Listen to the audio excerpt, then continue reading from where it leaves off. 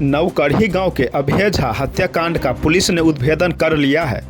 Police ने कांड का उद्भेदन कर हत्याकांड को अंजाम दिए युवक आकाश कुमार झा को गिरफ्तार कर लिया है।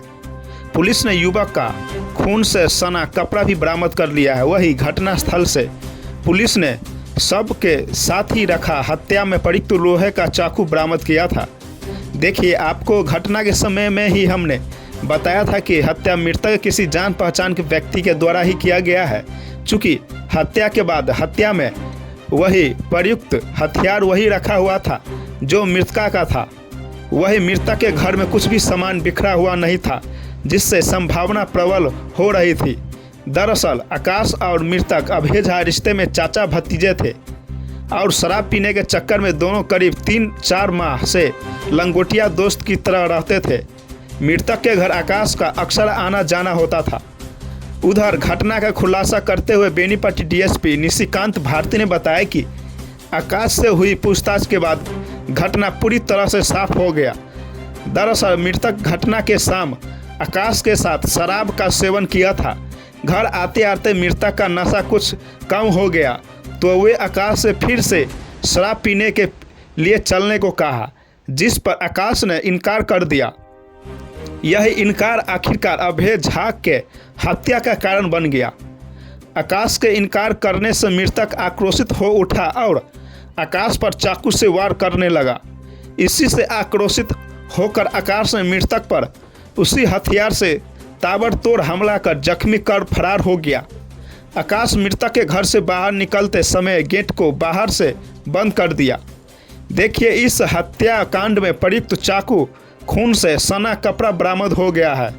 अब पुलिस एफएसएल से रिपोर्ट लेने की प्रक्रिया में जुटी। फिलहाल आप सुनिए प्रेस वार्ता के दौरान क्या कुछ बता रहे हैं डीएसपी निशिकांत भारती।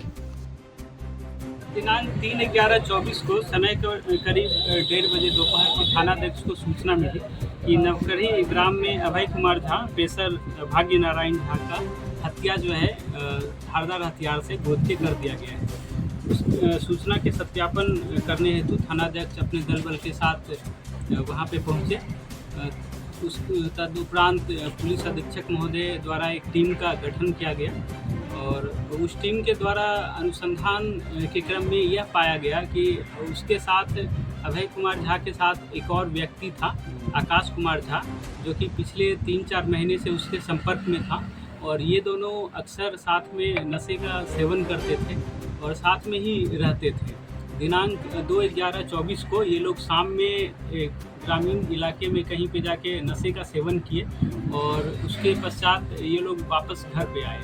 घर आने के पश्चात जो मृतक था अभय कुमार झा, उसका इच्छा था कि वो और नशे का सेवन करे और जो आकाश कुमार झा है जिसने हत्या की है वो वहाँ से जाना चाह रहा था।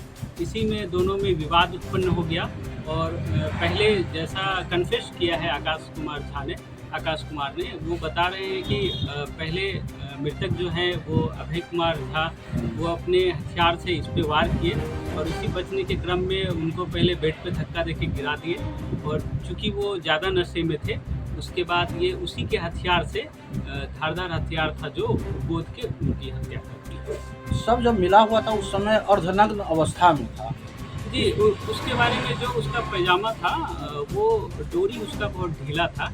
उसी हाथापाई करने के दौरान उसका पैजामा खुल गया था। इस आकाश झा की गिरफ्तारी के साथ साथ कुछ बरामदगी भी हुई है जी। हथियार बरामद हुआ है और घटना करने के दिन जो वो जीन्स पहना था वो जीन्स भी हम लोगों ने उसके निशानदेही पे बरामद कर लिया है और उस जीन्स पे भी जो है जो मृतक का ब्लड है वो उस पर उसका छींटा पड़ा है, जिसको हम लोग एफएसएल भेज रहे हैं जांच के लिए। इस घटना में एक ही आरोपी था या अन्य लोगों की भी संभावना? नहीं, इस घटना में एक ही आरोपी।